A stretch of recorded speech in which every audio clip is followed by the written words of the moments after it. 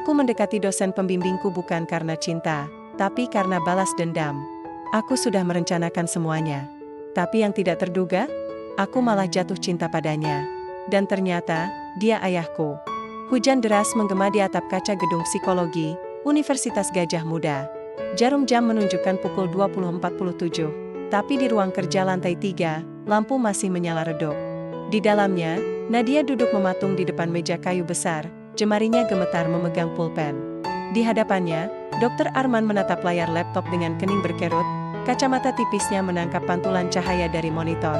Kamu terlalu emosional dalam analisismu, Nadia, ujarnya pelan, suaranya rendah namun tajam seperti pisau yang mengiris udara. Ini bukan puisi, tapi penelitian. Emosi tidak bisa jadi dasar argumen ilmiah. Nadia menunduk. Tapi, trauma itu emosional, Pak. Bagaimana saya bisa menganalisis korban kekerasan psikologis tanpa memasukkan perasaan mereka? Dr. Arman menghela napas, melepas kacamatanya, dan menatap langsung. Matanya gelap, tajam, tapi tidak dingin. Ada sesuatu di balik itu, sesuatu yang membuat Nadia merasa seperti sedang dibaca, bukan hanya dikoreksi. Kamu benar. Tapi sebagai peneliti, kamu harus bisa berdiri di luar emosimu. Kalau tidak, kamu akan terjebak di dalamnya. Dan kamu akan kehilangan objektivitas. Nadia mengangguk, menahan desakan di dadanya. Dia tahu maksudnya. Ia memang terlalu emosional. Karena ini bukan sekedar penelitian. Ini adalah jurnal seumur hidup. Skripsinya berjudul, Dinamika Trauma Psikologis pada Korban Kekerasan Emosional. Studi kasus pada perempuan yang ditinggalkan oleh pasangan berkuasa. Judul yang panjang, tapi jauh lebih ringkas dari kenyataan. Ini adalah kisah ibu. Ia menatap Dr. Arman diam-diam. Rambutnya yang mulai memutih di pelipis, kemeja biru tua yang selalu rapi, postur tegak seperti patung yang tak pernah lelah. Ia karismatik. Bahkan saat marah, suaranya tetap tenang. Di kampus, ia dihormati, ditakuti, dan, bagi banyak mahasiswi, dipuja. Tapi Nadia tidak memandangnya sebagai idola.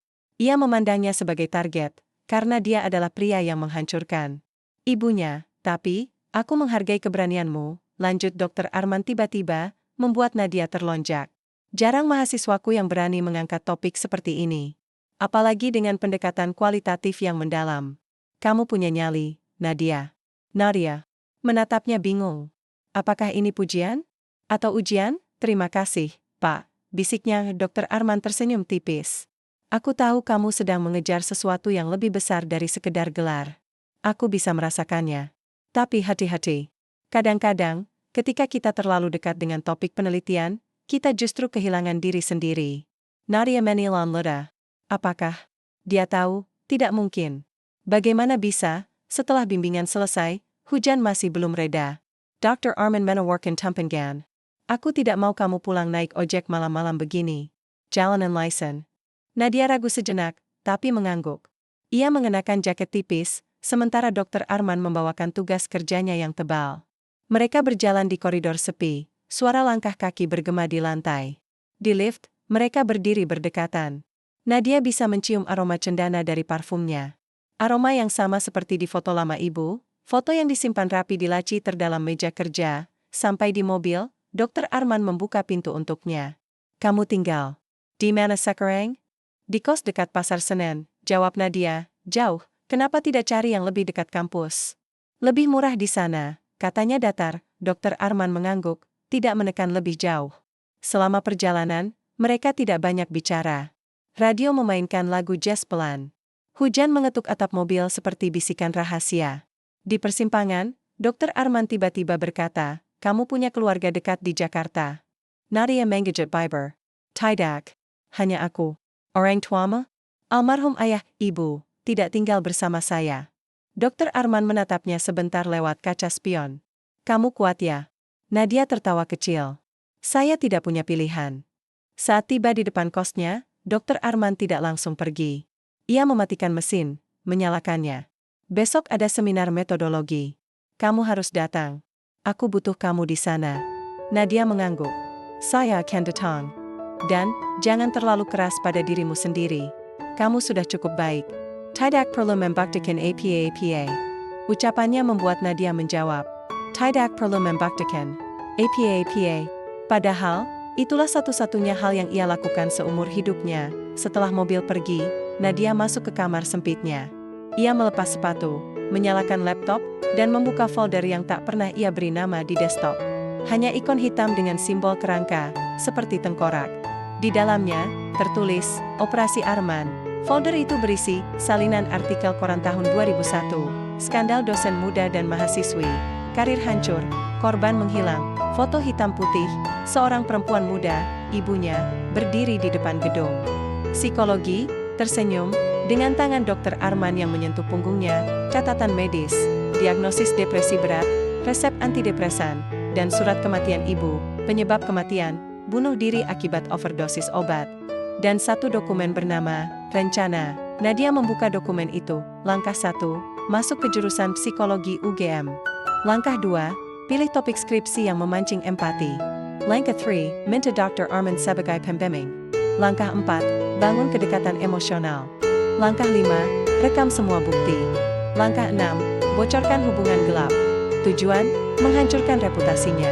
Membuatnya merasakan apa yang ibu rasakan, dikhianati, ditinggalkan, dihancurkan. Ia menatap layar lama. Jemarinya bergetar saat mengetik kalimat terakhir di jurnal harian. Digitalnya, hari ini, aku mulai. Ia mulai percaya padaku. Ia mulai melihatku. Tapi aku harus ingat, ini bukan tentang cinta. Ini tentang keadilan. Aku melakukan ini untukmu, Bu. Aku akan membuatnya menangis seperti kau dulu. Tapi saat ia menutup laptop, matanya berkaca-kaca. Bukan karena balas dendam.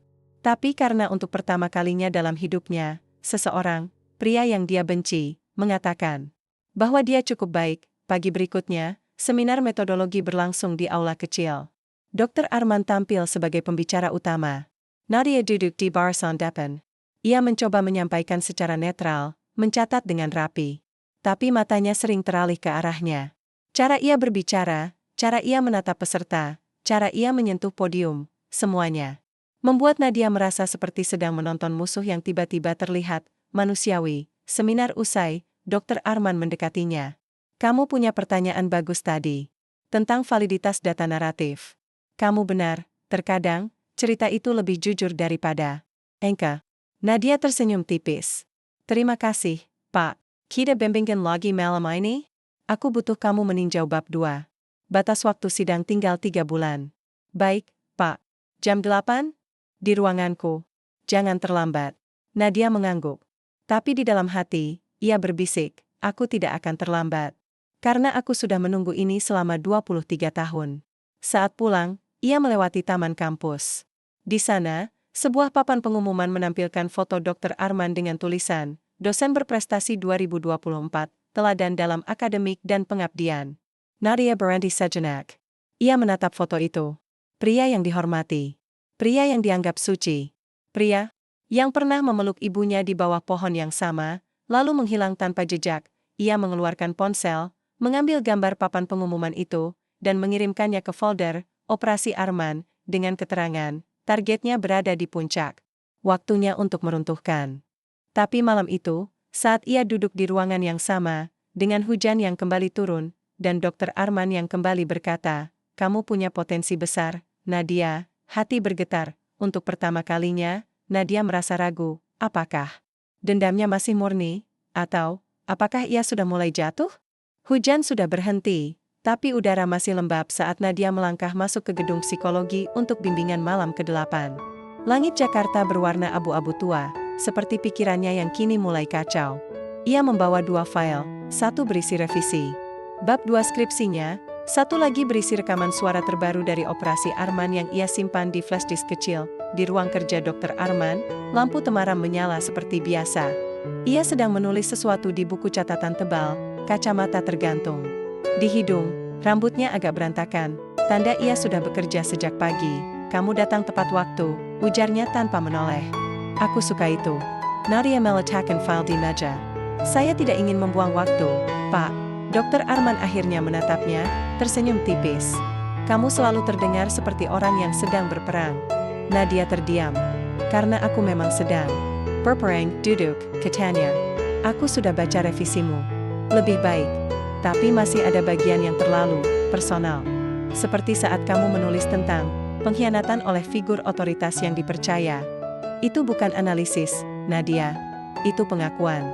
Nadia menatapnya tajam. Tapi itu nyata. Banyak korban merasa seperti itu. Dikhianati oleh orang yang seharusnya melindungi mereka. Benar. Tapi kamu harus menjaganya tetap objektif. Kalau tidak, komite akan meragukan kredibilitasmu. Mereka akan bilang kamu menulis ini karena dendam pribadi. Kalimat itu menusuk. Seperti Dr. Arman bisa membaca isi hatinya. Saya tidak dendam, kata Nadia pelan. Saya hanya ingin Catalan. Dr. Arman menatapnya lama. Catalan untuk siapa? Pertanyaan itu menggantung di udara. Nadia tidak menjawab. Malam itu, bimbingan berlangsung lebih lama dari biasanya. Hingga pukul 10, mereka masih mendiskusikan metodologi wawancara. Dr. Arman menawarkan kopi. Nadia menolak, tapi akhirnya menerima cangkir kecil dari tangannya. Saat jemari mereka nyaris bersentuhan, Nadia merasa aliran listrik kecil mengalir di kulitnya. Ini hanya taktik, katanya pada diri sendiri. Aku harus dekat dengannya. Tapi tidak boleh terlalu dekat, tapi batas itu mulai kabur. Beberapa hari kemudian, Nadia diminta mempresentasikan progres skripsinya di depan dosen lain. Ia gugup. Suaranya gemetar.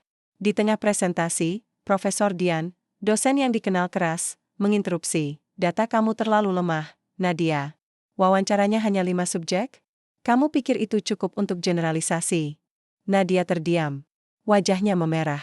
Ia ingin kabur, tapi tiba-tiba, Dr. Arman angkat bicara. 5 subjek memang sedikit, tapi kualitas datanya sangat dalam. Nadia menggunakan pendekatan fenomenologis yang kuat. Ini bukan penelitian kuantitatif.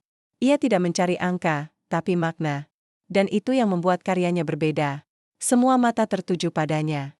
Nadia menatap Dr. Arman, terkejut. Ia tidak pernah melihatnya membela mahasiswanya secara terbuka, Profesor. Dian mengangkat bahu. Semoga saja tidak hanya omong kosong. Setelah rapat, Dr. Arman menampar bahu Nadia. Kamu hebat tadi, tidak semua siswa bisa bertahan di bawah tekanan. Nadia ingin tersenyum. Tapi yang keluar adalah air mata, ia menangis. Di lorong, di balik pilar, menahan isak. Bukan karena hinaan Profesor Dian. Tapi karena Dr. Arman, pria yang ia benci, adalah satu-satunya yang percaya padanya. Tangan hangat menyentuh pundaknya. Nadia? Dia menoleh. Dr. Arman berdiri di sana, wajahnya khawatir. Aku tidak tahu kenapa aku menangis, bisiknya. Dr. Arman tidak menjawab langsung. Ia membawanya ke ruangan kosong, menutup pintu. Kadang, ketika kita terlalu kuat, tubuh kita memaksa kita untuk berhenti. Kamu sudah bekerja terlalu keras. Terlalu banyak menahan. Nadia merawat. Apa Bapak pernah merasa seperti ini? Seperti terjebak? Dr. Arman tertawa kecil, tapi matanya sendu. Setiap hari. Aku dosen, peneliti, pembimbing, komite. Semua orang mengharapkan aku sempurna. Tapi aku manusia. Aku lelah. Aku takut. Aku merasa kesepian. Kata-kata itu menusuk hati Nadia lebih dalam dari yang ia duga, dan sebelum dia sadar, Dr. Arman menariknya ke dalam pelukan, pertama kali. Pelukan yang bukan sekedar simpati. Pelukan yang terasa seperti rumah. Nadia membeku. Tubuhnya kaku. Tapi perlahan, tanpa bisa dicegah, ia membalasnya. Pipinya menempel di dada Dr. Arman. Ia bisa mendengar detak jantungnya. Stabil. Kuat. Nyata, mereka berdiam seperti itu selama mungkin 3 menit, mungkin 10. Waktu terasa melambat, ketika Dr. Arman melepaskan pelukannya, matanya. Pesa. Maaf. Aku tidak seharusnya, tidak apa-apa, potong Nadia cepat. Saya butuh itu. Malam itu, ia pulang dengan perasaan bernyanyi. Bukan kemenangan. Bukan kemarahan. Tapi, kehangatan, saat tiba di kamar, ia membuka laptop. Folder operasi Arman terbuka otomatis. Ia menatap daftar rencana. Langkah 4, bangun kedekatan emosional. Sudah tercapai, tapi sekarang, dia tidak merasa seperti pemenang. Ia merasa seperti pengkhianat. Ia membuka jurnal digitalnya dan mengetik. Hari ini, ia memelukku. Aku seharusnya merasa kuat. Seharusnya merasa dekat dengan kemenangan. Tapi yang kurasakan adalah rindu. Aku merasa dilihat, dipahami. Dan Tuhan, aku takut. Karena aku mulai menyukai. Padahal ia adalah musuhku. Aku sedang membalas dendam untuk ibuku, tapi aku malah jatuh cinta pada pria yang menghancurkannya. Apakah ini yang disebut karma? Atau aku yang sudah kehilangan arah? Ia menutup laptopnya, lalu menatap foto ibunya di meja kecil. Apa yang harus aku lakukan? Aku tidak tahu lagi siapa aku. 3 hari setelahnya, Sari, sahabatnya sejak semester 1, datang ke kos. Kamu aneh banget belakangan, Nat, katanya sambil membuka es krim. Senyummu beda. Matamu, lebih hidup. Tapi juga lebih sedih. Ada APA? Nadia menggeleng. Tidak, Ada. Hanya, skripsi. Stres. Jangan bohong. Kamu sering banget bareng Dokter Arman. Bahkan di luar jam bimbingan. Aku dengar kalian pergi ke Bandung minggu depan buat seminar. Nadia terkejut. Siapa yang bilang? Semua orang tahu. Ada yang bilang kalian, dekat banget. Nadia merasa darahnya membeku. Tidak mungkin. Kami hanya dosen dan mahasiswa. Tapi, kamu tidak menyangkal, kata Sari pelan. Aku tidak akan menghakimi. Tapi hari-hari, Nad, hubungan seperti itu, bisa menghancurkanmu. Reputasimu. Masa depanmu. Apalagi kalau ketahuan. Nadia bertanya kepada temannya. Aku tahu risikonya. Tapi, apakah kamu mencintainya? Pertanyaan itu membuat Nadia terdiam. Lama, ia tidak menjawab tapi malam itu, setelah Sari pergi, ia membuka folder operasi Arman lagi. Kali ini, ia tidak menambahkan catatan. Ia hanya menghapus satu baris dari dokumen, rencana, langkah 6. Bocorkan hubungan gelap, ia menggantinya dengan langkah 6, tunggu. Dan dengarkan hatiku, di sudut layar, notifikasi masuk, pesan dari Dokter Arman, besok kita berangkat jam 7 pagi. Aku ambil kamu di kos. Istirahat yang cukup. Aku tidak mau kamu kelelahan. Nadia menatap pesan itu lama. Jari-jarinya bergetar. Di atas layar, ia membalas, baiklah, Pak. Terima kasih.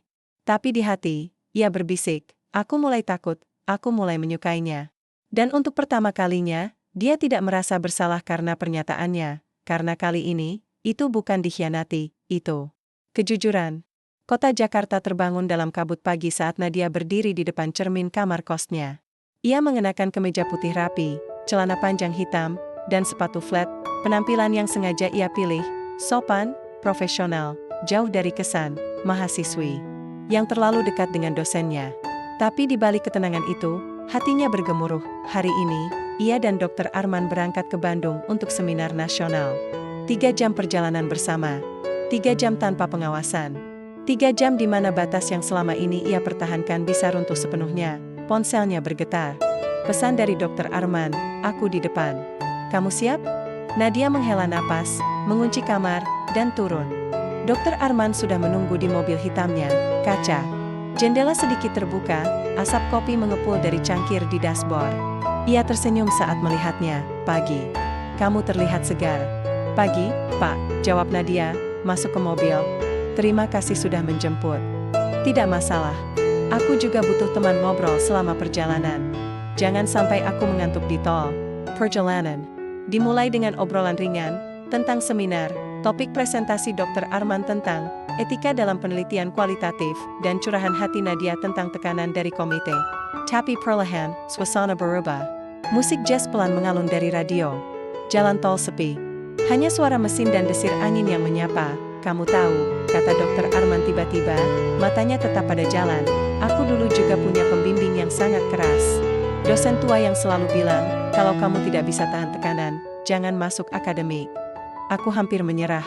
Nadia menoleh. Lalu kenapa kamu tidak menyerah? Karena ada satu orang, mahasiswiku saat itu, yang bilang padaku, kamu tidak perlu sempurna. Kamu hanya perlu jujur. Kata-kata itu menyelamatkanku. Nadia menatapnya. Apakah ia menyadari ironinya? Bahwa kini ia menjadi dosen yang menekan mahasiswinya, padahal dulu ia sendiri hampir hancur karena tekanan. Yang sama? Kadang, lanjut Dokter Arman, aku bertanya-tanya, apakah aku sudah menjadi dosen yang baik? Atau aku hanya meniru gaya dosen yang pernah membuatku menderita? Nadia merasakan sesuatu yang aneh, empati. Untuk pertama kalinya, ia tidak melihat Dokter Arman sebagai penjahat. Ia melihatnya sebagai manusia yang juga rapuh, tapi ia segera menghentikan pikirannya. Tidak, jangan lemah. Ia yang membuat ibumu menderita. Ia yang meninggalkanmu sebelum kamu lahir. Ia yang harus dihukum. Di tengah perjalanan, Dokter Arman berhenti di rest area. Mereka duduk di warung kopi sederhana, menikmati kopi tubruk dan pisang goreng. Kamu punya Keluarga, Nadia? Tanya Dokter Arman tiba-tiba. Tidak, jawab Nadia datar. Hanya saya. Tidak ada saudara? Tidak ada yang peduli? Saya sudah terbiasa sendiri. Dokter Arman menatapnya lama. Kamu terdengar seperti orang yang punya luka besar. Tapi kamu menyembunyikannya dengan sangat baik. Nadia menunduk. Karena aku memang menyembunyikannya. Untuk tujuan yang lebih besar, kadang, bisiknya, yang paling kuat adalah orang yang terus berjalan meski hatinya sudah hancur. Dokter Arman tidak menjawab.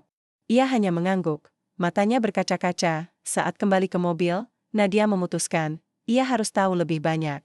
Ia tidak bisa melanjutkan operasi Arman hanya dengan asumsi. Ia butuh fakta. Ia butuh kebenaran. Di Bandung, setelah seminar selesai, Dokter Arman pergi ke pertemuan dosen.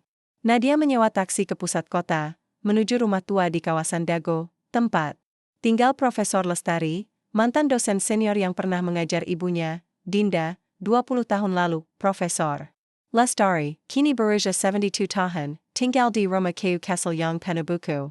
Ia menyambut Nadia dengan tatapan curiga. Kamu mirip sekali dengannya, ujarnya pelan. Dinda, ibumu? Nadia mengangguk, napasnya tertahan. Ibu saya tidak pernah menceritakan banyak tentang masa kuliahnya. Tapi saya tahu, dia pernah dekat dengan Dokter Arman. Profesor Lestari mendesah. Ya, mereka saling mencintai. Tapi Arman waktu itu masih dosen junior. Ambisius. Punya istri yang berasal dari keluarga berpengaruh. Ketika hubungan mereka terbongkar, pihak kampus memilih menutupinya. Arman dipromosikan. Dinda dikeluarkan sekretariat langsung. Skripsinya ditolak. Ia menghilang dari kampus. Nadia merasa dadanya sesak. Dan setelah itu, dia hamil. Tapi tidak pernah bilang pada Arman. Saya tahu, karena dia datang ke saya menangis. Katanya, aku tidak mau anakku tumbuh dengan ayah yang tidak mau bertanggung jawab. Nadia terdiam. Ibunya hamil. Tapi sengaja menyembunyikannya dari Dokter Arman. Lalu, apa yang terjadi padanya? Profesor Lestari mengeluarkan surat kuning yang sudah rapuh. Ini surat terakhirnya. Sebelum ayah pergi. Nadia membukanya dengan tangan gemetar. Tulisan tangan ibunya, lemah tapi jelas, aku mencintainya. Tapi ia menghancurkanku. Bukan karena ia berselingkuh. Tapi karena aku terlalu percaya. Aku menyerahkan segalanya, mimpi, harga diri, tubuhku, dan ia pergi begitu saja. Sekarang, aku punya anak. Tapi aku takut, aku tidak bisa menjadi ibu yang baik. Aku terlalu patah. Dan setiap kali aku melihat wajahnya, aku melihat wajah Arman. Maafkan aku, N.A.K. Aku mencintaimu. Tapi aku lelah. Surat itu berakhir tanpa tanda tangan. Nadia menangis. Bukan karena dendam. Tapi karena rasa bersalah. Ibumunya tidak hanya menjadi korban Dokter Arman, ia juga korban dari pilihannya sendiri. Dan Nadia, selama ini, hanya menyalahkan satu pihak, Profesor Lestari menepuk tangannya. Kamu datang untuk apa, Nadia? Balas dendam? Nadia mengangguk pelan. Kalau begitu, pikirkan baik-baik. Apakah menghancurkan Arman akan membuat ibumu hidup kembali? Atau justru membuatmu menjadi seperti dia, terjebak dalam amarah yang tak berujung?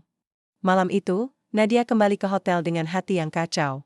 Dokter Arman mengetuk pintu kamarnya. Kamu baik-baik saja? Kamu menghilang setelah seminar. Nadia membuka pintu.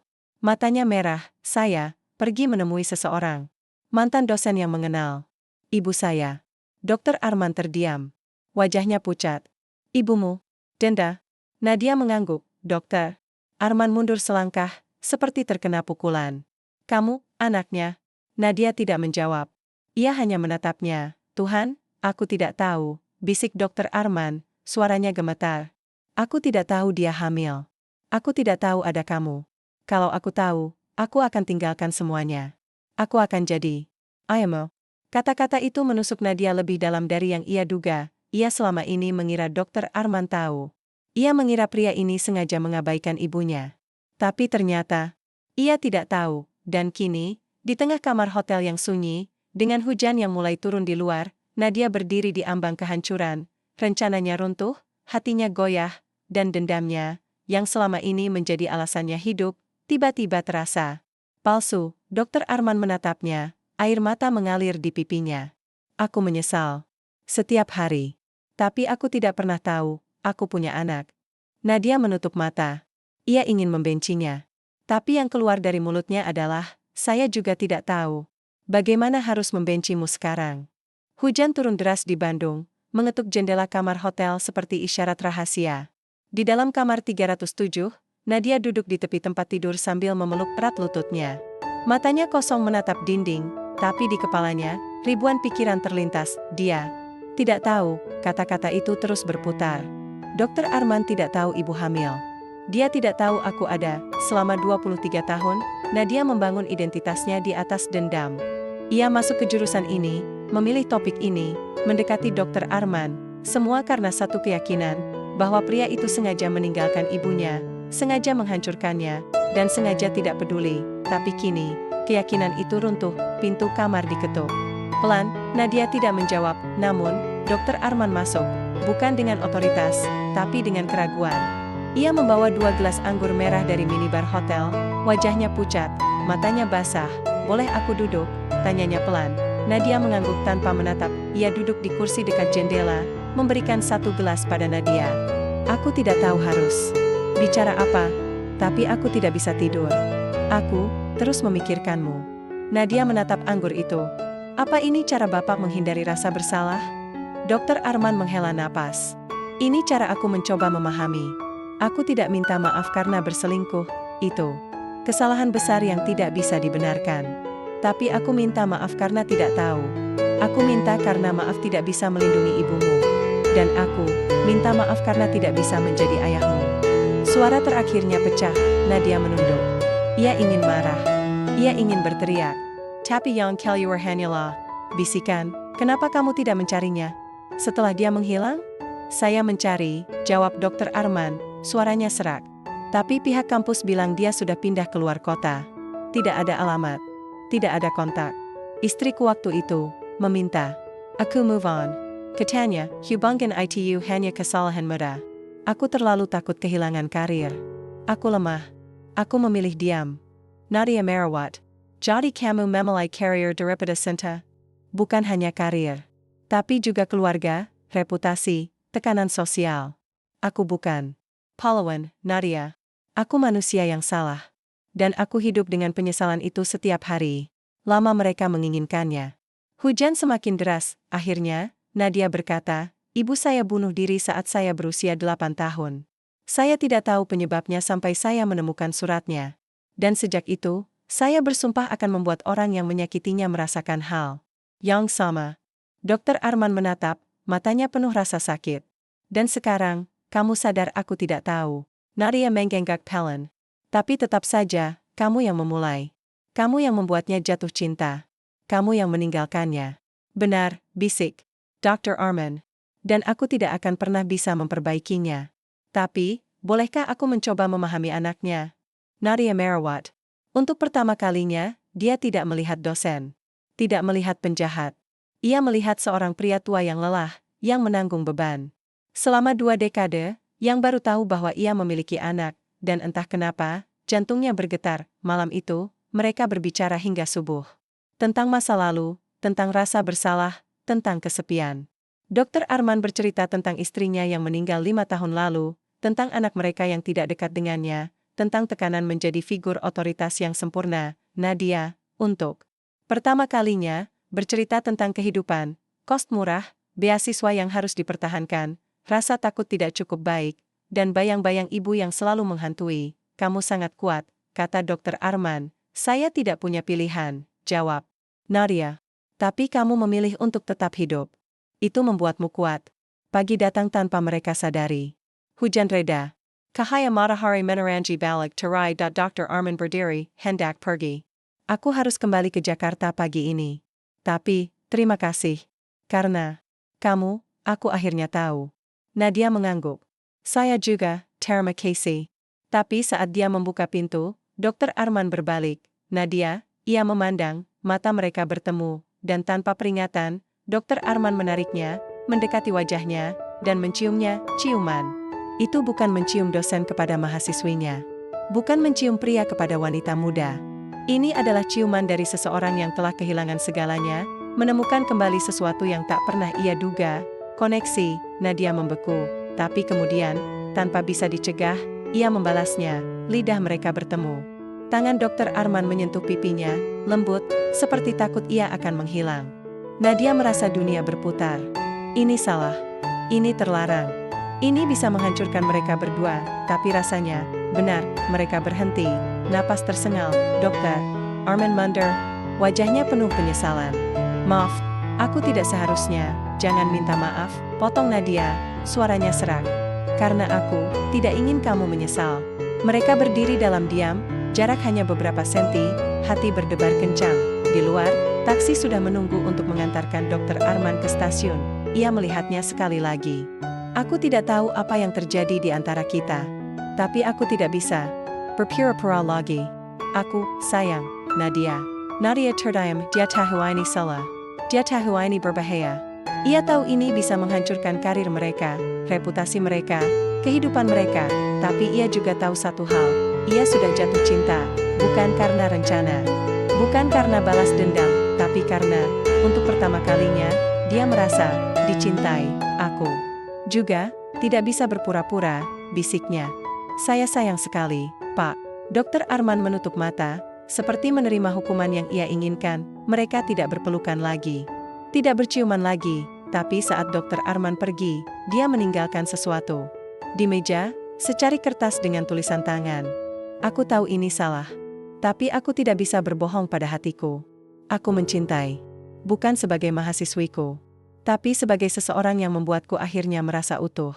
Aku tidak tahu masa depan kita. Tapi aku tidak ingin melepasmu. Nadia membaca. Surat itu berulang kali lalu, ia membuka laptop, folder operasi Arman terbuka. Ia menghapus dokumen, rencana, di tempatnya, ia mengetik judul baru, yang tak bisa dihitung, sebuah cerita tentang cinta dan penyesalan, judul skripsinya, tapi kini, bukan lagi senjata balas dendam, ini adalah pengakuan bahwa, kadang-kadang, cinta datang dari tempat yang paling gelap, dan terkadang, kebenaran bukanlah tentang siapa yang salah, tapi tentang siapa yang berani memaafkan. Jakarta kembali menyambut Nadia dengan panas terik dan kemacetan yang tak berujung. Ia kembali dari Bandung dengan kepala penuh konflik, hati yang retak, dan ciuman yang masih terasa di dekatnya. Di kampus, semuanya terasa aneh, pohon-pohon di taman tetap hijau. Mahasiswa tetap tertawa. Dosen tetap mengajar. Tapi bagi Nadia, dunia sudah berubah. Ia kini hidup dalam dua kenyataan. Di siang hari, ia adalah Nadia Prameswari, mahasiswi teladan, pembawa acara seminar, calon lulusan terbaik. Ia tersenyum pada teman-teman, menjawab pertanyaan dosen, dan fokus pada revisi skripsi. Ia bahkan dipuji oleh Profesor Dian. Akhirnya kamu menemukan suaramu, Nadia, penelitianmu mulai punya kedalaman. Tapi di malam hari, dia adalah Nadia yang dicintai oleh Dokter Arman. Mereka bertemu secara diam-diam. Di apartemen sewaan kecil di Bilangan Kemang, tempat netral, jauh dari kampus, jauh dari mata publik. Tempatnya tidak mewah, hanya satu kamar, sofa tua, dan jendela yang menghadap ke pohon rindang. Tapi bagi mereka, itu adalah dunianya sendiri. Di sana, mereka bukan dosen dan mahasiswa, mereka adalah dua manusia yang saling memahami. Kamu tahu, kata Dokter Arman suatu malam, sambil memeluk Nadia dari belakang, aku tidak pernah merasa seperti ini sebelumnya. Seperti, akhirnya aku pulang. Nadia menoleh, menatap. Pulang kemana? Ke tempat di mana aku tidak harus menjadi siapa-siapa. Di mana aku bisa lemah. Di mana aku bisa menangis. Di mana aku bisa mencintai tanpa rasa takut. Nadia menutup matanya. Saya ingin mempercayainya. Ia ingin percaya bahwa cinta mereka murni. Tapi bayang-bayang masa lalu selalu hadir. Tapi kita tidak bisa terus begini, bisiknya. Kalau ketahuan, kamu bisa dipecat. Reputasimu hancur. Aku bisa dikeluarkan. Dokter Arman menghela napas. Aku tahu. Tapi aku tidak bisa berhenti. Aku sudah mencoba. Tapi setiap kali aku melihatmu di kelas, setiap kali kamu mengirim pesan, hatiku berdetak lagi. Nadia tersenyum tipis.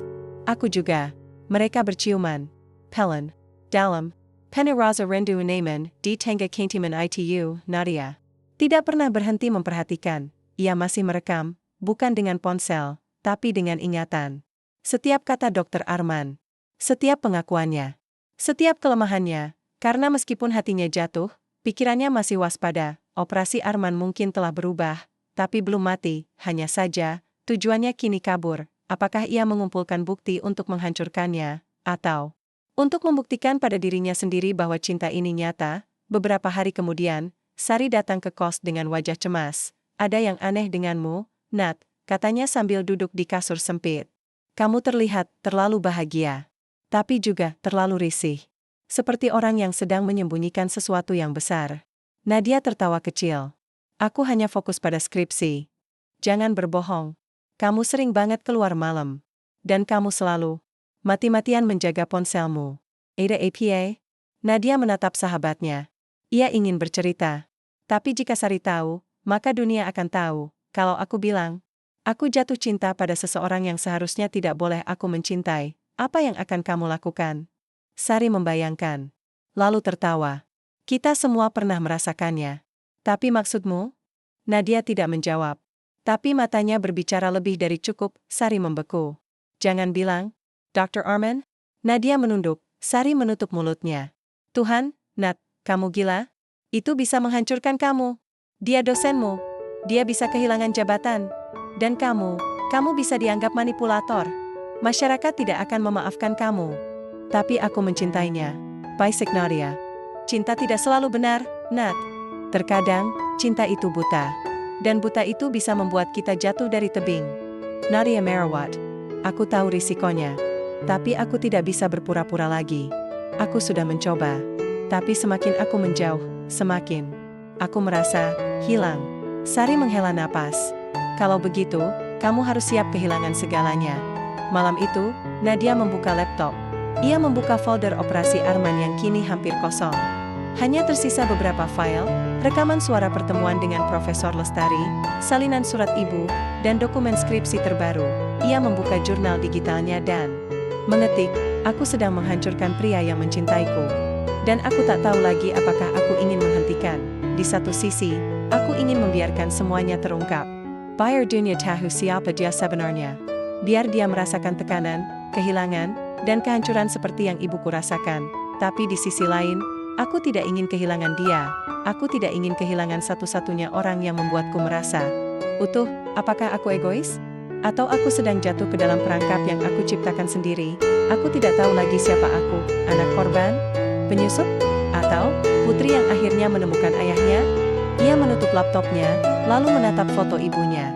Ma, apa yang harus aku lakukan? Aku mencintainya. Tapi aku juga membencinya. Aku ingin memaafkan. Tapi aku juga ingin keadilan. Aku ingin hidup. Tapi aku takut, kasih sayang akan hancur karena cinta ini. Tidak ada jawaban, hanya hening. Beberapa hari kemudian, Dr. Arman mengirim pesan. Aku ingin kita lebih dari ini. Aku ingin bisa memegang tanganmu di depan umum. Aku ingin bisa memperkenalkanmu. Tapi aku tahu, dunia belum siap. Jadi, aku akan menunggu. Sampai kamu siap. Sampai aku siap. Tapi tolong, jangan tinggalkan aku. Nadia menatap pesan itu lama. Ia ingin membalas, aku tidak akan pergi. Tapi yang diketiknya adalah, aku butuh waktu. Karena dia tahu, waktunya bukan hanya untuk memilih antara cinta dan balas dendam, tapi untuk memilih antara masa lalu dan masa depan, antara menjadi korban atau menjadi manusia yang bisa memaafkan. Minggu Peja Yang Suwani. Udara Jakarta masih lembab, tapi langit biru tipis mulai muncul di balik kabut. Nadia duduk di bangku kayu di Taman Pemakaman Umum Tanah Kusir, tangan memegang setangkai bunga melati putih, kesukaan ibunya. Di depannya, nisan batu abu-abu dengan ukiran nama, Dinda Ayumi, Ibu Tercinta, 1978-2012. Ia tidak datang ke sini sejak lama. Bukan karena lupa, tapi karena takut menghadapi kenyataan bahwa ibunya bukan hanya korban, tapi juga manusia yang membuat pilihan. Ma, bisiknya, suaranya serak, aku sudah dekat. Aku sudah bertemu dengannya. Aku sudah melihat matanya, mendengar suaranya. Dan, aku mulai mengerti kenapa kamu jatuh cinta padanya. Angin berhembus pelan, menggerakkan daun pohon rindang di atasnya. Tapi aku juga mulai mengerti, kenapa kamu hancur. Nadia meletakkan bunga di depan nisan, lalu membuka tas kecil. Ia mengeluarkan salinan skripsinya, bab terbaru yang belum dikumpulkan.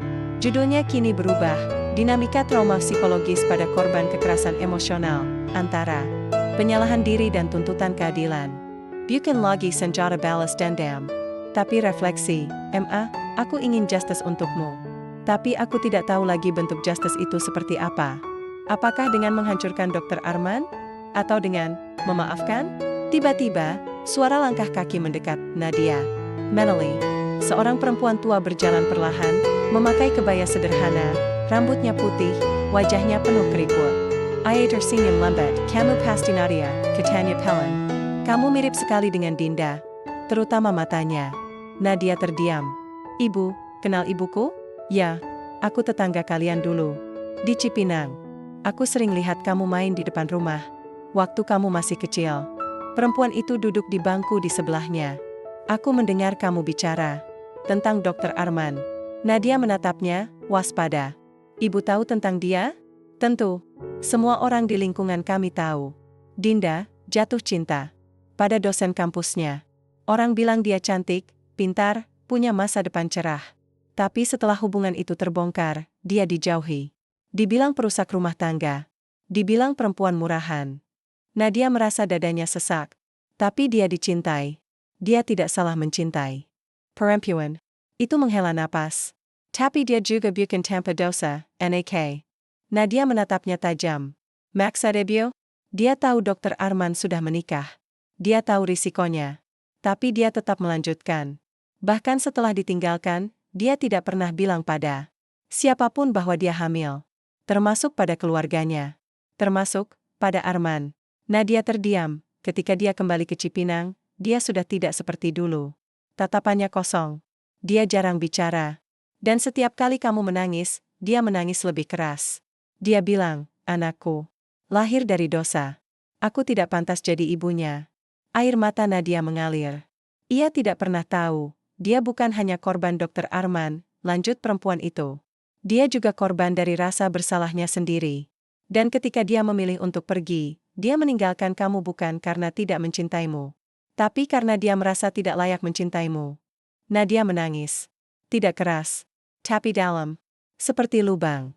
Yang akhirnya menemukan dasarnya. Jadi, selama ini aku membalas dendam untuk seseorang yang sebenarnya ingin aku lupakan. Perempuan itu menggenggam tangannya. Dendam bukan salah, Nak. Tapi hati-hati. Jangan sampai kamu menjadi seperti dia, terjebak dalam penyesalan yang tidak pernah selesai. Hari itu, Nadia pulang lebih awal. Ia tidak membuka laptop. Tidak membuka operasi Arman. Ia hanya duduk di kasur, memeluk bantal, menatap langit-langit. Ia selama ini membangun narasi, ibunya adalah korban murni. Dr. Arman adalah penjahat murni.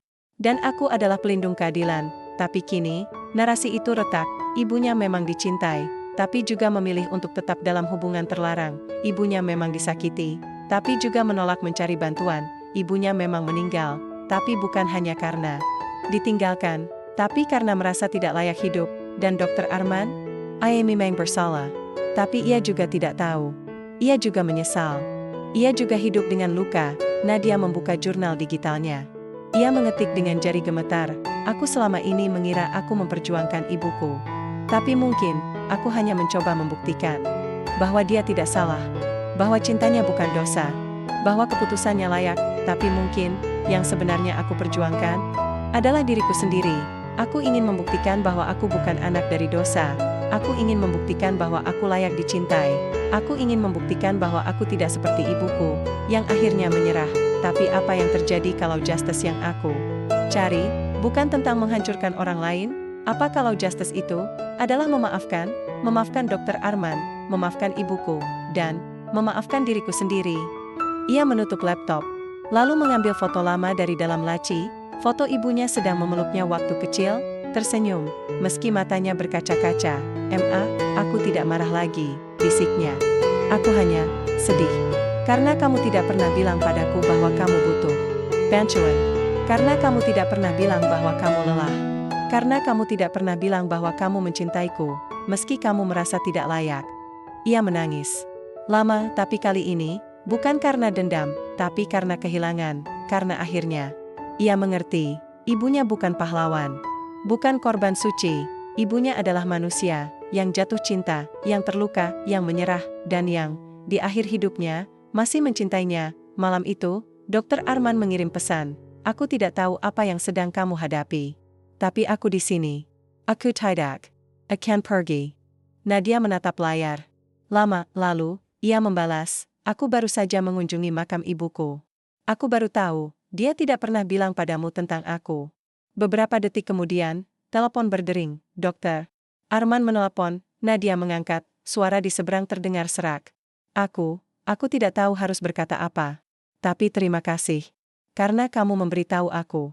Karena kamu membiarkan aku tahu bahwa aku punya anak. Nadia menutup mata. Aku tidak tahu apakah aku bisa memaafkanmu. Tapi aku ingin mencoba. Cukup untukku, bisik Dokter Arman. Aku tidak meminta maaf hanya sekali. Aku akan meminta maaf seumur hidupku, jika itu yang kamu butuhkan. Mereka terdiam, tidak ada ciuman.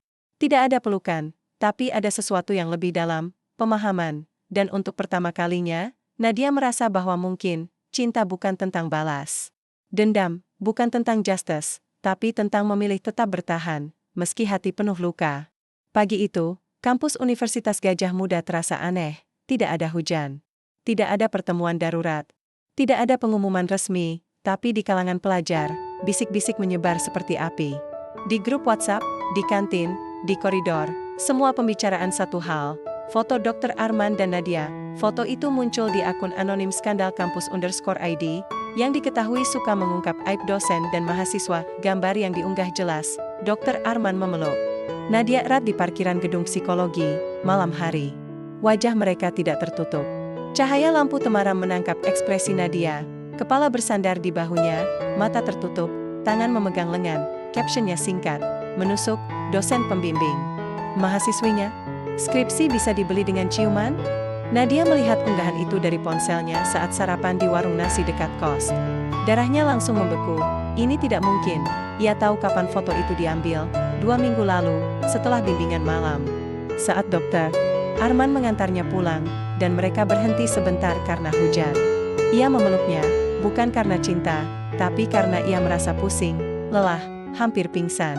Dokter Arman hanya menopangnya, tapi dari luar, terlihat seperti pelukan mesra, dan kini, dengan satu klik, hidup mereka berubah. Ponsel Nadia langsung berdering, Sari, Nat, kamu lihat ini? Ada foto kamu dan Dokter Arman di media sosial. Nadia menutup matanya. Aku lihat. Apa yang terjadi? Kamu beneran dengan dia? Tidak seperti yang kamu kira. Tidak seperti yang aku kira. Foto itu jelas. Kamu dipeluk. Di parkiran. Malam-malam. Orang akan mengira kamu selingkuhan. Dia, potong datar Nadia, Sari membayangkan. Maaf, aku hanya khawatir. Ini bisa menghancurkanmu, Nat. Reputasimu. Skripsimu. Masa depanmu. Nadia menatap layar. Foto itu sudah ratusan kali. Komentar melimpah, mahasiswi cari muka biar skripsinya lulus. Dosen hypocrite. Di depan khotbah etika, di belakang pacaran. Sama mahasiswinya. Perempuan zaman sekarang tidak tahu malu. Nadia merasa seperti ditelanjangi, tapi di balik rasa malu itu, ada sesuatu yang lain, leganya, karena sekarang, dunia tahu, tidak perlu lagi bersembunyi, tidak perlu lagi membagi diri, tapi juga, tidak ada jalan mundur. Di kampus, suasana tegang. Dokter Arman dipanggil ke kantor wakil rektor bidang akademik.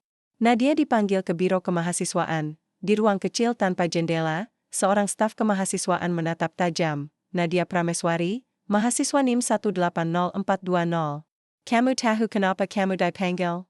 Nadia mengangguk. Karena foto saya dengan Dokter Arman. Kamu mengakui hubungan dengan dosen pembimbingmu. Saya merasa tertekan, jawab Nadia, suaranya bergetar. Saya tidak tahu harus bagaimana. Saya merasa terjebak. Staf itu mencatat. Jadi kamu menganggap ini mengejutkan? Nadia Merawat.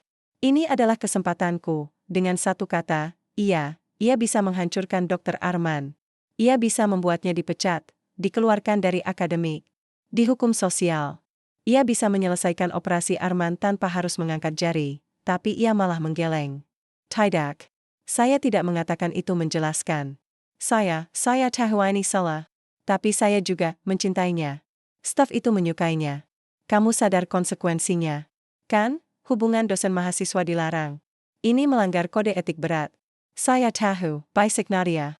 Tapi saya tidak bisa berbohong. Saya mencintainya. Dan saya siap menerima hukuman. Oleh karena itu, Dokter Arman dipanggil ke rapat komite etik. Nadia tidak tahu apa yang terjadi di dalam. Tapi malamnya, Dokter Arman mengirim pesan, aku dihentikan sementara. Tunggu hasil investigasi. Mungkin dipecat. Nadia menatap ponselnya, jantungnya berdebar kencang, ia dihukum. Karena aku, tapi, apakah ini yang aku inginkan? Ia membuka folder operasi Arman. Hanya tersisa beberapa file. Ia memperlihatkan dokumen terakhir, rencana, revisi, yang kini berisi catatan tentang kemungkinan pengakuan publik, bukan lagi pengungkapan, tapi ia tahu satu hal, ia yang membocorkan foto itu, bukan dengan tangan, tapi dengan pikiran. Malam sebelum foto diambil, ia sempat memposting di akun cadangan, aku lelah bersembunyi. Aku ingin dunia tahu. Ia tidak menyangka akun skandal kampus_ID berkumpulnya. Tidak menyangka mereka akan menunggu momen seperti ini, tapi sekarang, ia menyadari, ia ingin ini terjadi, ia ingin dunia tahu, ia ingin Dokter Arman merasakan tekanan, ia ingin justice, tapi kini, keadilan itu terasa pahit, karena bukan hanya Dokter Arman yang terluka, dirinya juga. Malam itu, mereka bertemu di apartemen Kemang. Dokter Arman datang dengan wajah pucat, kemeja kusut, rambut acak-acakan. Ia duduk di sofa sambil menatap Nadia lama. Kamu tahu foto itu akan bocor, kan? Tanyanya pelan. Nadia terdiam. Kamu tidak pernah membagikan foto. Tapi kamu pernah menulis hal-hal yang bisa ditebak. Kamu tahu aku memperhatikan. Kamu tahu akun-akun seperti itu mengintai. Jadi, ya, kamu tahu. Nadia tidak menyangkal. Tapi kenapa?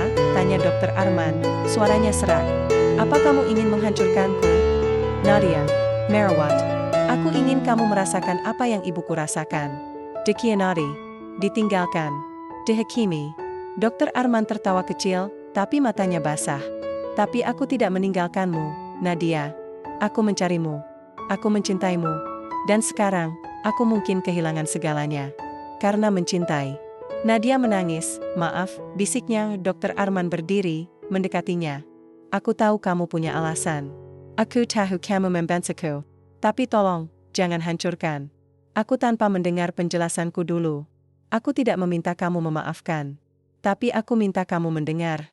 Nadia mengangguk. Dan untuk pertama kalinya, Dokter Arman tidak berbicara sebagai dosen, tapi sebagai ayah, sebagai manusia yang baru tahu ia punya anak, sebagai pria yang rela kehilangan segalanya untuk satu peluang, bisa kehilangan putrinya. Hujan turun pelan di luar jendela kafe kecil di bilangan Menteng. Suara gemericiknya menyatu dengan alunan jazz pelan dari speaker langit-langit. Di sudut ruangan, Nadia dan Dokter Arman duduk berhadapan, cangkir kopi hampir tak tersentuh di depan mereka. Udara di antara mereka berat, penuh dengan semua yang belum terucap. Ini bukan pertemuan rahasia seperti biasa, ini bukan pelarian dari dunia. Ini adalah pengadilan tanpa hakim, dan satu-satunya yang bisa memutuskan masa depan mereka adalah kejujuran. Dokter Arman menatap Nadia lama sebelum berbicara.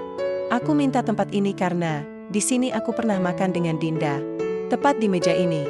Waktu itu, aku bilang padanya, aku ingin hidup yang jujur.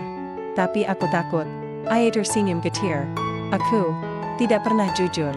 Sampai sekarang. Nadia menandak. Kenapa sekarang? Karena aku tidak punya apa-apa lagi untuk disembunyikan. Karierku hampir hancur. Reputasiku ternoda. Tapi yang paling aku takuti adalah kehilangan kamu. Dan sebelum itu terjadi, aku ingin kamu tahu semuanya. Bukan versi yang kamu dengar dari orang lain. Bukan versi yang kamu baca di koran. Tapi dari mulutku sendiri. Nadia menggenggak pelan. Jantungnya berdebar. Ia sudah mendengar banyak. Tapi ini adalah pertama kalinya. Ia akan mendengar dari sumbernya langsung. Dokter Arman menarik napas dalam. Namaku Arman Wijaya. Aku menikah dengan Larasati pada 1999. Kami kuliah satu angkatan. Keluarganya kaya, berpengaruh. Aku butuh dukungan itu untuk karir. Aku diterima jadi asisten dosen, lalu dikirim ke luar negeri untuk S2. Saat itu, aku merasa dunia ada di Tangon. Ia berhenti sejenak, matanya berkaca-kaca, lalu aku bertemu Dinda. Mahasiswaku, pintar, charismatic, punya cahaya yang membuatku merasa hidup. Aku tahu ini salah. Tapi aku jatuh. Cepat, dalam. Aku bilang padanya aku ingin menceraikan Larasati. Tapi aku takut. Aku menunda. Dan dia menunggu. Nadia merasa dadanya sesak. Hubungan kami terbongkar saat seminar.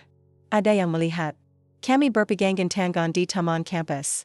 Isu menyebar. Fakultas panik. Mereka tidak peduli siapa yang salah, mereka hanya ingin menutupi skandal. Larasati marah. Keluarganya menekan kampus. Aku dipaksa memilih. Dan kamu memilih karir. Baisik Nadia. Dr. Arman Menggelang Pelen. Aku memilih ketakutanku. Aku tidak bilang aku mencintainya di depan komite. Aku bilang itu hanya kesalahan satu malam. Aku bilang aku menyesal. Aku bilang aku akan fokus pada keluarga. Dan Dinda dianggap sebagai perempuan yang mencoba merusak rumah tangga dosen. Nadia menatapnya. Tapi kamu tahu dia hamil, kan? Dokter Arman terdiam. Lalu, pelan, tidak. Aku tidak tahu. Aku tidak pernah tahu. Aku mencari dia setelah dia menghilang dari kampus.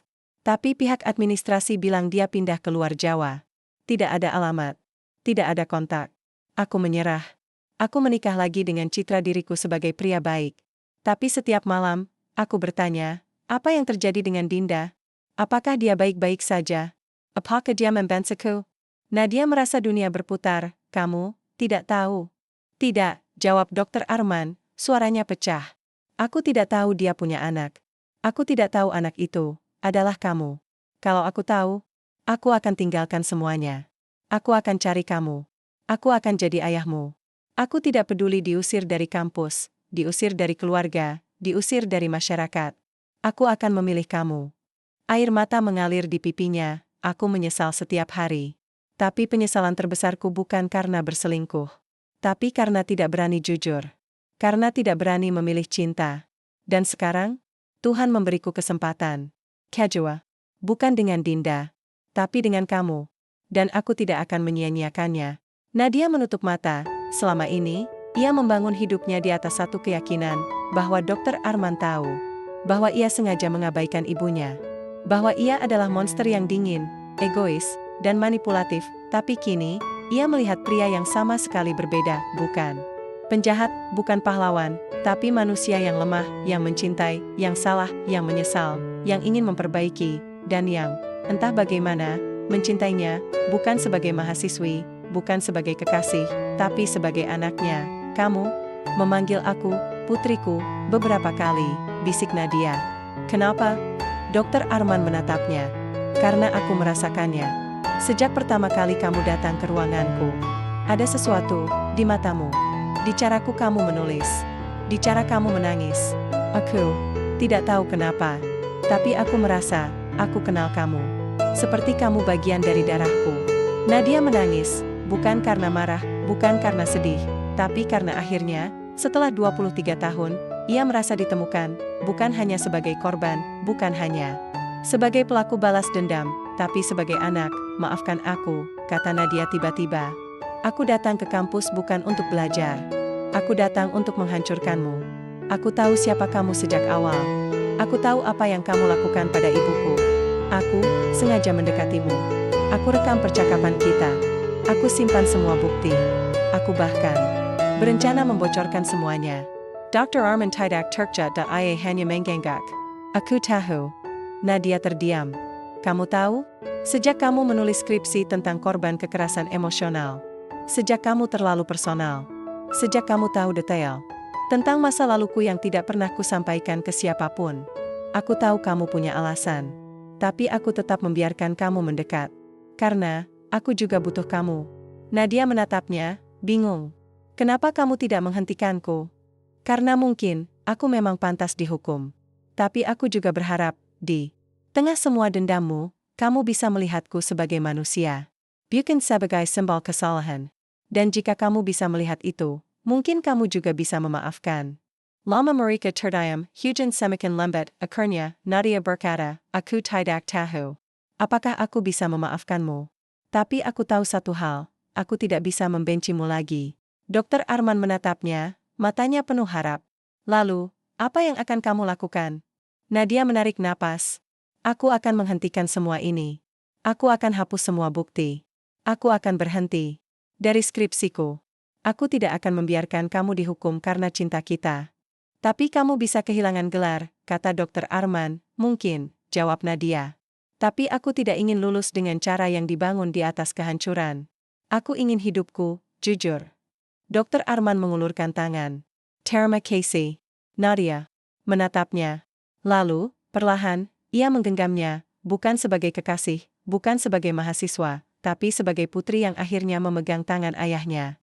Hari berikutnya, Nadia tidak masuk kampus. Ia tinggal di kos, menatap langit-langit, mendengarkan suara hujan yang tak kunjung reda. Di laptopnya, folder operasi Arman masih terbuka, tapi kini, ia tidak melihatnya sebagai senjata. Ia melihatnya sebagai sesuatu yang memalukan, catatan, rekaman, foto, dokumen.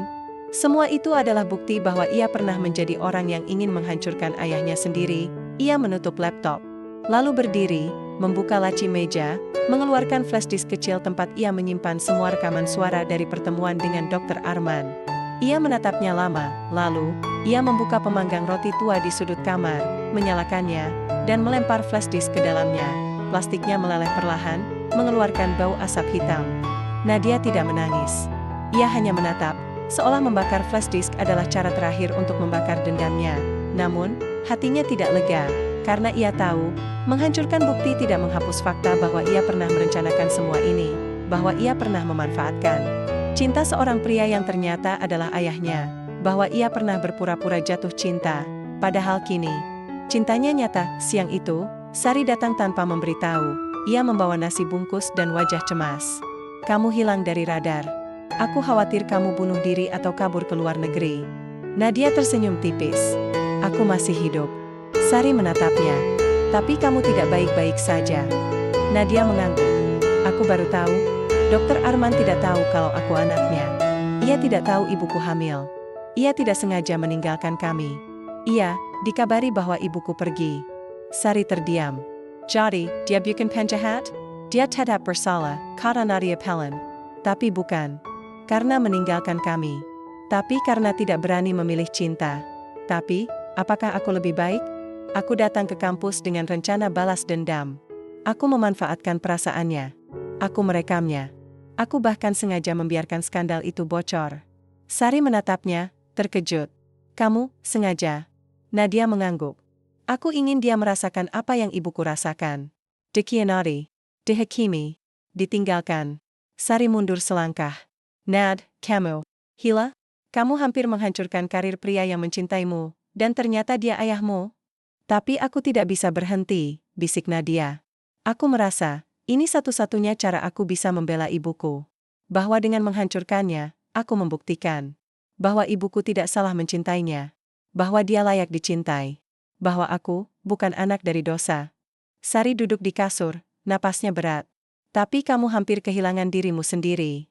Dan sekarang, lanjut Nadia, aku tidak tahu siapa aku lagi. Apakah aku putrinya Dinda yang ingin justice? Atau Nadia yang akhirnya menemukan ayahnya? Atau mahasiswi yang harus memilih antara gelar atau cinta? Sari menggenggam tangannya. Kalau kamu tanya aku, justice bukan tentang menghancurkan. Tapi tentang memaafkan. Dan kamu sudah mulai. Tapi kamu belum selesai. Bagaimana caranya? Dengan berhenti berpura-pura. Dengan jujur.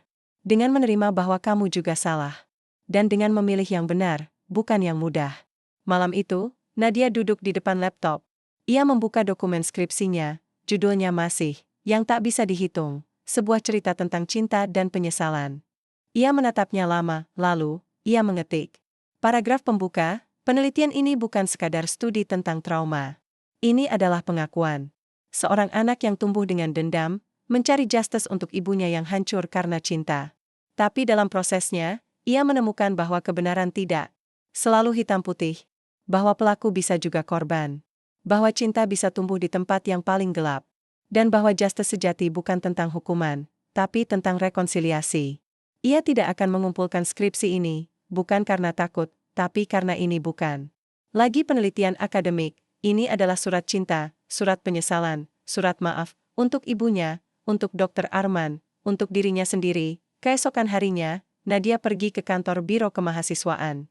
Ia meminta bertemu langsung dengan wakil rektor bidang akademik, Profesor Budi Santoso, yang dikenal tegas dan tidak toleran terhadap pelanggaran etika. Di ruangannya yang megah, Profesor Budi menatapnya dingin. Kamu tahu kamu bisa dikeluarkan, Nadia? Hubungan dosen mahasiswa adalah pelanggaran serius. Apalagi kamu mahasiswi tingkat akhir. Ini bisa mencoreng reputasi universitas. Nadia mengangguk. Saya tahu, Pak. Dan saya tidak datang untuk membela diri. Saya datang untuk mengakui. Profesor Budi mengernyit. Mengakui apa? Nadia menarik napas. Saya datang ke kampus bukan hanya untuk belajar. Saya datang untuk membalas dendam. Saya tahu Dr. Arman pernah berselingkuh dengan ibu saya 20 tahun lalu. Saya tahu hubungan itu menghancurkannya hingga ia bunuh diri. Saya sengaja memilihnya sebagai pembimbing. Saya sengaja membangun kedekatan. Saya merekam percakapan kami.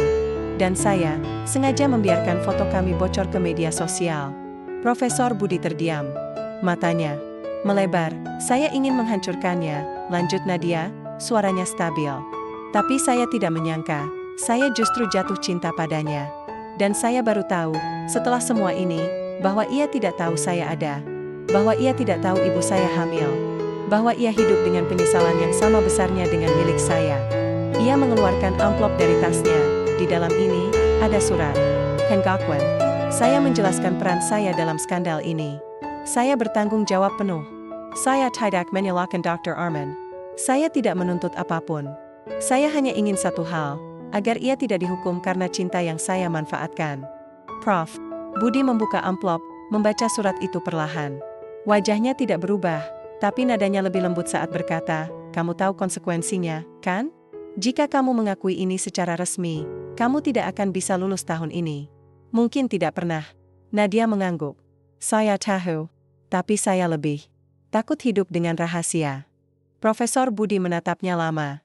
Kebanyakan orang akan berbohong, akan menyalahkan orang lain. Tapi kamu justru menghancurkan dirimu sendiri demi melindungi orang yang kamu benci. Bukan membenci lagi, kata Nadia pelan. Saya mencintainya. Sebagai ayah. Profesor Budi menutup mata sejenak. Lalu mengangguk. Suratmu akan kami pertimbangkan. Tapi keputusan akhir ada di komite etik. Terima kasih, kata Nadia. Itu sudah cukup. Pulang dari kantor, ia mengirim pesan ke Dr. Arman. Aku sudah mengakui semuanya. Aku tidak akan lulus. Tapi aku lega. Beberapa menit kemudian, ponselnya berdering. Dokter Arman menelepon. Kamu gila, Nadia, suaranya parau. Kamu mengorbankan masa depanmu, untukku. Untuk kebenaran, jawabnya. Dan untuk ibu. Karena ternyata, justice yang dia butuhkan bukan penghukuman. Tapi pengakuan. Dr. Arman menangis. Aku tidak pantas punya anak seperti kamu. Tapi kamu punya, kata Nadia. Dan aku tidak akan pergi. Mereka terdiam, di luar, hujan berhenti, langit mulai cerah. 6 bulan berlalu, Jakarta musim kemarau. Udara kering, langit biru tanpa awan. Di sebuah kantor kecil di lantai 2 lembaga pemulihan trauma, Sinar, seorang perempuan muda duduk di depan laptop, mengetik dengan fokus. Rambutnya diikat rapi, kaos biru muda, celana panjang kaki. Di meja, ada secangkir teh dan foto kecil dalam bingkai kayu. Seorang wanita tersenyum, ibunya, Nadia. Ia tidak lagi mengenakan seragam mahasiswa. Tidak lagi bolak-balik ke kampus. Tidak lagi memakai nama Dr. Arman sebagai pembimbing, tapi ia masih menulis, hanya saja, bukan skripsi, melainkan laporan kasus, artikel reflektif, dan catatan pendampingan untuk korban kekerasan psikologis. Ia bekerja sebagai relawan di lembaga ini, tempat yang membantu perempuan keluar dari bayang-bayang trauma, seperti yang ibunya tak pernah bisa lakukan. Pintu kantor terbuka pelan, Nadia menoleh, di ambang pintu, berdiri Dr. Arman. Ia terlihat lebih tua, rambutnya lebih putih, tapi matanya lebih tenang. Ia memakai kemeja sederhana, bukan jas dosen. Ia tidak lagi menjadi dosen tetap di Universitas Gajah Mada.